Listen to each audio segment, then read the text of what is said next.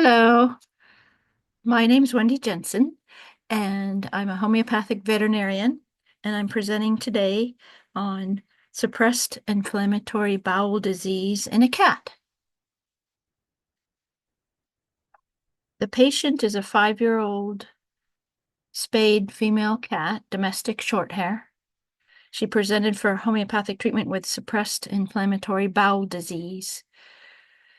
With treatment, in this case extends over several years, she recovered from her suppression, but then sora erupted with severe itching. She scratched open large weeping ulcers. They resolved over time with more homeopathic treatment. And then a few years later, we nearly lost her as she stopped eating and dropped a few pounds of weight. After a series of homeopathic remedies, she fully recovered, and she's doing well today at 15 years old. So here's her case. I'll call her G. She's first started vomiting in March of 2012. It progressed very gradually until by August of 2013, she was vomiting every day and refusing food. She was dehydrated. Her biopsies confirmed the diagnoses you see on the slide. Many cells were inflamed, and she had villus stunting, just meaning that the parts of the bowel that are responsible for absorbing nutrients were not working very well.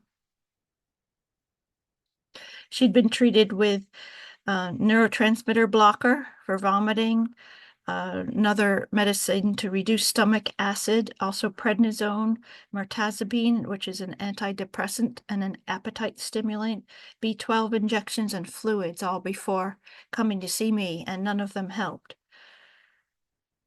So here's her timeline. Here, she was born 2009. She was adopted from the shelter. She was a shelter cat. Even at that early age, she was already scratching a lot. So keep that in mind for later parts of the case. March 2012, she began vomiting regularly daily. And by August of 2013, she was dehydrated, and she was starting to pull back from her food, and she was also isolating, and her abdomen was tucked up. That's what you see when there's some tenderness and a lot of weight loss. Actually, in her case, it was just tenderness. She hadn't yet lost the weight, August 2017. So March 2014 is when she came to me. She was now lethargic, and she would run to the food, but then she didn't want to eat. It's very common in cats to have this happen. So here's her symptoms. I pulled out the ones most pertinent to the case. Typically in my cases, I have an exhaustive list, even symptoms that may just be personality traits. I'll have them listed because I want to have everything possible, all the data in front of me when working on a case. So she was vomiting fur between 3 and 4 in the morning. Her stomach was often heard growling. She was lethargic. Her fur was thinning and spiky. She was isolating. And also she'd prefer to be on the bathroom floor, which was heated in her guardian's home. And she was grooming heavily. Those were her presenting symptoms. So I repertorized her, and I used the New World Veterinary Repertory. You can see that the top remedy is Magnesia muriatica. Now, I don't automatically just go to the top remedy. I do study materia medica before settling on one of the top 3, the ones that look best to me. Though, just quickly, the rubrics chosen, you can see the top one, mind alone disposed to be. That shows her hiding under the bed, hiding in the closet. An abdomen flatulence noise, that's the borborygmus, the noisy belly she had, which is unusual in a cat. You hear it more often in dogs. Then her vomiting was often early in the morning, and she also had a habit of having trouble with putting weight on one front leg. And so that translated in my mind to if she pressed on it, it would hurt. And so that's the extremities anterior aggravated by propping or leaning upon. So that was an unusual symptom. She did have very small ball-like stools, severe itching, not enough to cause any damage at this part of the case, though. and then she didn't have an appetite. So I did study the top remedies, and here's what I pulled up of the materia medica of magnesia muriatica from Hahnemann's chronic diseases. No hunger in the evening, great qualmishness in the stomach. That means just a really bad feeling. Rumbling and rolling in the abdomen ceasing after breakfast. So you can see how here's her noisy belly that was worse in the morning. That really fits her. Inclination to vomit, hating to talk. He desired to follow his thought in solitude. So obviously we're not worried about talking, but wanting to be in solitude, wanting to be alone fits G's case. And here's stools harder than usual. Itching of an old tedder, that's an old term for a scabby, crusty lesion. She didn't have those yet, but she definitely had most of her itching was behind the ears. And then here's a right shoulder problem, and it's worse on pressing the arm downward. You can see how nicely the materia medica fits G's symptoms. So I did treat her with a 30 seed dose. On March 11th, she stopped isolating, which is a wonderful change. She began even playing, and I did continue some doses. I don't typically do daily doses, and so in her case, it was every few weeks. And at that point, I'd started to taper off her medications, which was at that time was prednisone. And we got her completely off all of them by May 13th. So you can see how long it took me, 2 months, because I wanted to very gradually get her off the medicines and not cause a rebound illness. And so then after May, when she was off the medicines and she was eating well and maintaining her weight, she occasionally did need more doses, and I'd work up slowly in potency. And mostly the reason to redose was skin levels. She had waxing and waning itching. And then by November 2017, it was clear that the occasional doses of magnesia muriatica didn't stop that itching, and she was in a cone. This picture just shows the cone, and it's a black cat. It's not her. The previous picture was her, but this looks so much like her, just in case somebody didn't know what I was talking about when I said a cone.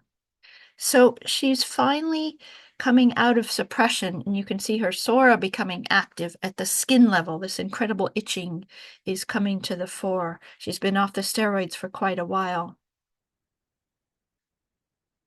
I did go to sulfur, but that did not help her case.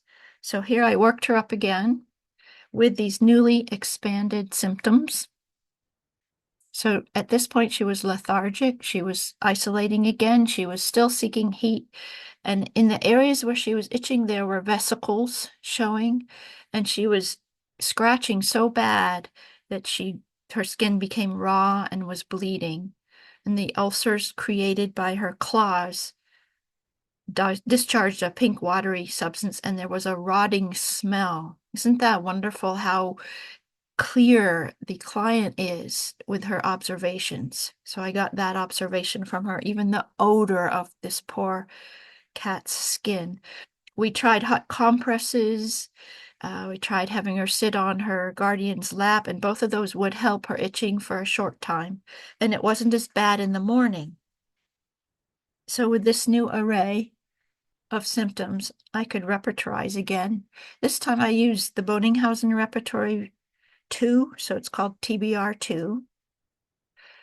And the rubrics start with the skin, that she's healing with difficulty. It would just take so long for her to heal, even when the skin was protected from being ulcerated with her claws. The ulcers themselves, the eruptions were crusty. She had scabs. It was worse in the evening. She also had some drooling. There's the increased saliva. And there's itching ulcers. Now I might pick less rubrics so that I wouldn't have one dealing with the same thing, but there's a lot of rubrics here, and they all pointed to one remedy, as you can see, sepia. And then going down further, her stools were insufficient. In other words, they were too small. The last phrase that's cut off is too little, stools too little. And she was worse with the vomiting before breakfast in the morning, so that's on an empty stomach. And she did really well with MAG-M, so I use concordances, which pulls out remedies that relate to the first remedy. So it could follow well, MAG-M. Also, the area that she was itching was mostly her face, her forehead, and the back of her neck. So those locations were also chosen as rubrics. So I started on sepia LM, and I like the LM because after the first test dose, so I can see what her response is like, what my patient's responses are like with LMs, then I can decide how soon do they need to have it repeated. So instead of just automatically going to daily, she went to every few days, and her itching did resolve. But it took a while. It wasn't until March 2018 that she was able to be out of the cone. At that point, her appetite was very good. She only had occasional vomiting of fur. You can see the background of the bowel inflammation is still not entirely gone, but her small stools had resolved and her skin was healed. She was no longer doing the vomiting in the morning, and she had frequent romps around the house. So I have to read an actual quote from the client at this point in G's life. This romping had stopped completely before she'd come to see me for treatment. So I let me read to you what the client said about G. She says, "I meant to tell you about G's performance night before last. I had guests for dinner. G loves company. She's always the first person to greet people as they come in the door. She was fully present and accounted for. She greeted everyone, sat in her flat box during preparations, and received appropriate doses of attention. Everyone was at the table ready to start, waiting for me to sit. I was the last to come to the table, and when I pulled my chair, it wouldn't move. I tried several times to pull it out, but it still wouldn't move, since it had one slightly heavy feline on it, tucked under the tablecloth. She was ready to eat with us all, of course. I pushed her off while she complained loudly and bitterly. She dutifully reclined in her box right by us and listened to the conversation. She came when I called, sat in my lap again, listening. While we were doing the dishes, she jumped on the dining table and received pets and more adoration from the guys. She was in heaven. When we moved to the living room afterwards, she, of course, came right along. This was followed by several mad dashes through the living room to show off. Also, it was getting close to bedtime snacks. After more attention, she walked everyone to the door to say goodbye. So that's G having recovered from her inflammatory bowel, and then the eruption of Sora that followed. So she's doing really well. But the story isn't over. So the most recent chapter looks a lot like her first chapter, but there was a reason for her decline. We decided it was time that it was okay to go get her teeth cleaned and get them checked. And it's much easier to do that under anesthesia because a teeth cleaning is not something that a cat wants to sit still for. But what I didn't expect is that the veterinary dentist removed 14 teeth because they said she had some cavities, basically, some wearing away of her enamel, which does usually cause pain, but I wouldn't normally have taken that many teeth out in a cat obviously overweight and doing very well. But I don't do dentistry myself, so that's where she ended up. So G began cutting back on eating again. She started this time violent and forceful vomiting. You can see her going back into the state that she was in when she first came to see me. The vomiting spells were gut-wrenching. She would pant afterwards and she was wiped out and dazed. She started losing weight down to 9 pounds, 7 ounces, and she had been 12 pounds. So we worked through various remedies sequentially. And it was a long, tough time, but we managed to get through it. We kept using nursing care, finding out where she'd like to feel safe, to feel comfortable, what kinds of things she might want to eat while we're trying remedies. So I want to go on to the next repertorization, but very quickly, this is the materia medica from the sepia that helped her with the psora eruption and her skin issues, which I forgot to go through. You can see the materia medica even talks about intense itching on the nape, which is exactly where her itching was worse. And this is from Hahnemann's chronic diseases. And again, itching on the occiput, and here's the drooling, gathering of salty saliva. And then even the thought of eating caused him nausea. So that was the sepia materia medica for her itching. So here's how she did so well afterwards. It was several years. And then she had the dentistry. You can see how terrible she looks in this picture. She got so thin. She was so weak. And we thought we were going to lose her. She considered euthanasia.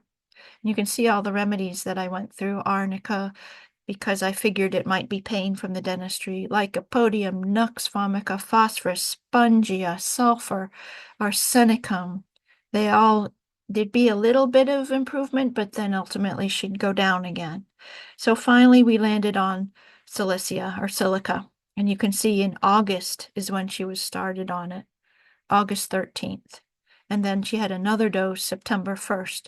And that was just the LM doses. You can see how far apart they were given, because after the August 13th one, it was a very strong response that she really did well, and she definitely didn't need daily doses. As Hahnemann says in the Organon, daily doses when needed. She did not need them. So she recovered with silica. So here's the repertorization that led me to silica. You can see how I don't always choose the top remedy. It's the third one in the list. This is also from TBR2, the Bonninghausen Repertory by Dimitriadis. The top one is the modalities, which often are very important. And you can see that she liked being heated. Actually, I'm saying that wrong. That's when being heated makes her not feel as good. Here it is. Here's the full first rubric that was cut off of it. It's modalities, temperature, seasons, weather, warm in general, from, heated, radiant heat source. So you can see at the very end, she likes the radiant heat source. It's simply cut off in that first rubric. So she's the one that would be on the heated floor, and that behavior continued with her more recent illness of the not eating and the vomiting. Silica's a grade 1 there for that. The rest of the rubrics you can see. So the second rubric, worse from vomiting, was present because she was very dramatically affected by the vomiting. Whenever I have a vomiting patient, I ask, how does it affect them? Some cats, they'll be like, well, oh, well, okay, now I can have breakfast. Doesn't bother them at all. But G would be really affected by it. It really bothered her, really made her feel bad to throw up. So that's one of her modalities. And then a lot of the times the vomiting for the fourth rubric here was that she was worse during eating. So she'd actually start to eat and then stop. And then the fourth one, disgust. So she'd actually turn away from food, and qualmishness is just the bad feeling in her stomach. So I started right away with C doses in August 2024. And then I switched to the LM doses because she seemed to aggravate. So that's why we went to LM. And then she got the one dose, as mentioned, October 2nd. And since then, she's stabilized and she hasn't needed another dose. And right now, her weight is a normal 9 pounds, 15.5 ounces. So when she came to me, she was heavier than she should be. And now she's at a perfect weight. She's eating well. She's entertaining guests. We've discovered during all of this treatment interestingly, that she really likes being outside. And a lot of cats don't have an opportunity to do that, to be outside. And it's also not always a good idea to let them out because they can hunt the birds, they can reduce the songbird population. Though I might mention there's a collar out, I believe it's called Birds Be Gone, and it capitalizes on birds' good sense of color vision. So it's a collar that's very light, almost like a clown collar, not very big, very lightweight, and it's brightly colored. And if you have outdoor cats that you can't keep in, you can put the collar on, and that might help prevent some of the killing of the birds that the cats can do. So think of that collar, Birds Be Gone. But this cat was allowed out in the backyard under supervision, and she had a fenced in, looked like it was a privacy fence yard. So it was safe, and her person was always with her. And she'd always feel better out there, even when it was chilly. A little too chilly would be too much for her, but it was another discovery of her modality, which is very helpful in our animal patients who can't tell us what helps them feel better. We have to offer different things to them and see what helps. And she would go out there even when she was so sick. So her modalities outside air ameliorates. So she goes out a lot now.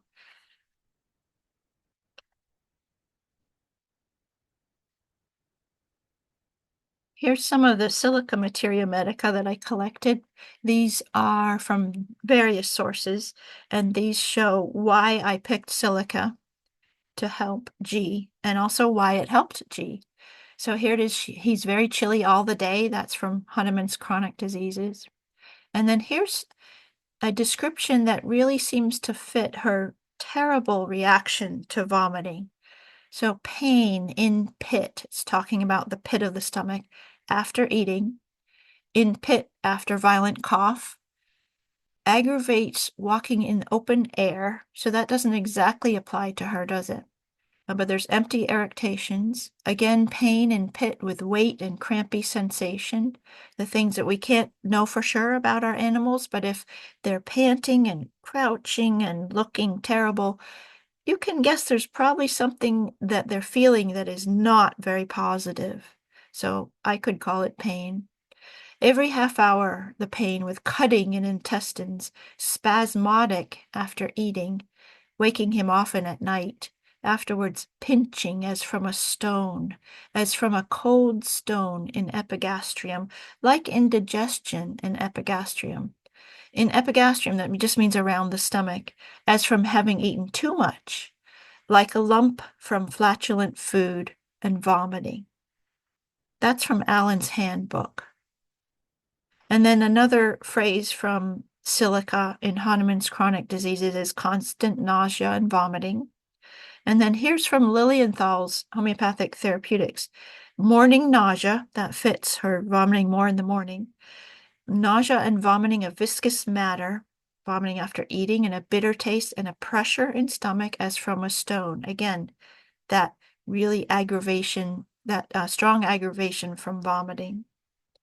And then finally, from again, chronic diseases, slimy sensation in the mouth in the morning after awaking, and qualmishness in the stomach.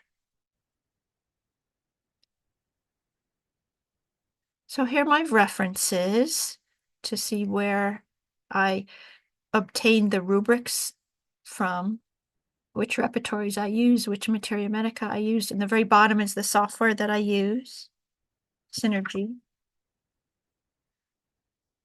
And so that's G.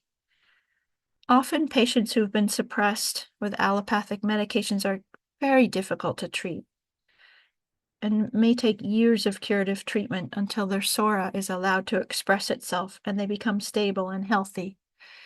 Lately in my practice, been in practice for a few decades, I'm finding that cats actually can live 20 years, and I didn't think they ever could. In allopathic practice, a 15-year-old was pretty old. So that's kind of neat that we can give our feline patients longer lives than I ever dreamed about. I mean, 20-year-old was an oddball. Now I have a few in my practice, and they're doing really well. So homeopathy is a great friend to our animals. I'm going to finish up with a poem that I was asked to read. I actually wrote it for this conference because I want to finish on a happy note. So, oh, and here's G again. You can see this is how she is finally after gaining her weight back. And she's outside in her favorite world. See how calm her face is and her little paw out front again. She stopped that holding it up too as well. That was kind of neat. All right, so my poem is called Christmas Kitten. A letter to Santa, a sleepless night. Then he arrived in her arms, miniature whiskers vibrating with purrs, paws curling and uncurling in the bliss of her touch. A miracle to a small frightened child. He filled her lap, tickled her nose with his sweetly scented fur. Before now, she knew only herself to trust. They were there for each other. Grown to a woman now, she holds close the memories, kittenish gifts of beauty and softness, trust and love, flowing easily between two beings, simply present in the moment, artless, uncomplicated, untainted by father's anxieties and mother's fears, so burdensome to a small child. His sable button nose, soft slippers, startling blue eyes filled the lost empty places in the child's heart. His beauty charmed away her isolation, lightened her burdens. Warmth within the chill darkness, closet monsters kept at bay, girls whisper and kittens purr, speaking their truths to each other in the night. Thank you, everybody. Sorry to have missed you all in person, but hopefully through this video, I can pass on to you something of what I've learned. And appreciate you all and all the work you do to help our animals. Thank you.